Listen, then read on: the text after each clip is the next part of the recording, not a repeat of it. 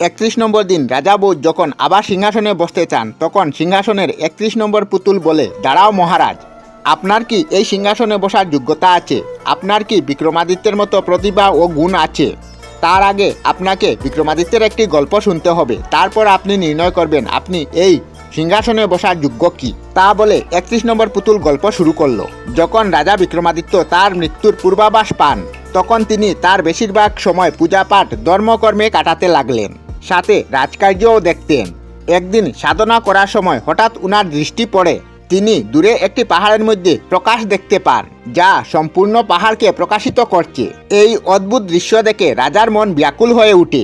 তিনি মা কালীর দেওয়া বেতালের সাহায্যে ওই পাহাড়ে যান। পাহাড়ে যাওয়ার পর বেতাল আগে যেতে অসমর্থতা দেখায়, কারণ আগে এক যুগী সাধনাস্থল ছিল, এখানে কোনো সাধারণ মানুষ যেতে পারত না। রাজা তখন এখানে একা যেতে লাগলেন। তিনি দেখলেন সামনে এক স্বর্ণমহল। যখন তিনি স্বর্ণমহলের কাছে যান তখন একটি আগুনের গোলা এসে তার রাস্তা আটকায়। তখন রাজা দাঁড়িয়ে যান এবং ভিতর থেকে একটি শব্দ আসে যে সে কোনো সাধারণ মানুষ নয়, তাকে ভিতরে আসতে দাও। তখন রাজা মহলের ভিতরে যান। যুগী রাজার পরিচয় চান। বিক্রমাদিত্য তখন তার পরিচয় দিলেন। পরিচয় পেয়ে যুগী তাকে বর চাইতে বললেন। বিক্রমাদিত্য তখন বর চাইলেন এই স্বর্ণমহল। যুগী এই স্বর্ণমহল রাজাকে দিয়ে দেন এবং যুগী বনে চলে যান। যুগী তার গুরুর সাথে দেখা করে সব কথা খুলে বলেন। তখন গুরু তাকে বিক্রমাদিত্যের দানশীলের কথা বলেন।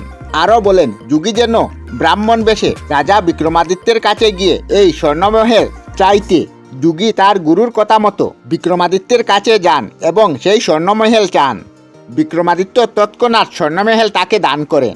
এর কিছুদিন পর বিক্রমাদিত্য এই নশ্বর শরীর ত্যাগ করে স্বর্গলোকে যান।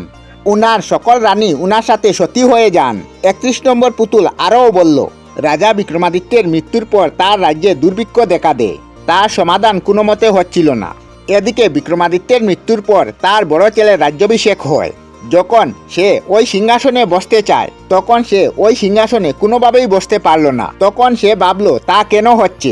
এক রাত রাজা বিক্রমাদিত্য তার পুত্রের স্বপ্নে এসে বলেন, এই সিংহাসনে যে বসবে তার দেবতার মতো গুণ থাকতে হবে, তাই ওই সিংহাসনে না বসার জন্য। এবং আরও বললেন ওই সিংহাসনকে মাটির নিচে পুঁতে দেওয়ার জন্য।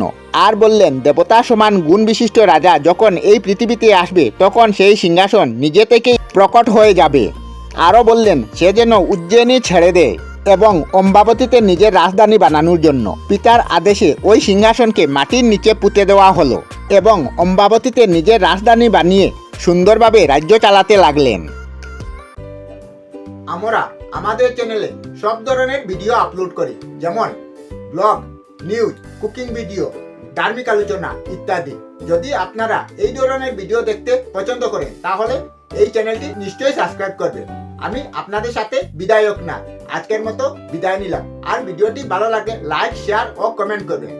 ভিডিওটি সম্পূর্ণ দেখার জন্য অশেষ ধন্যবাদ।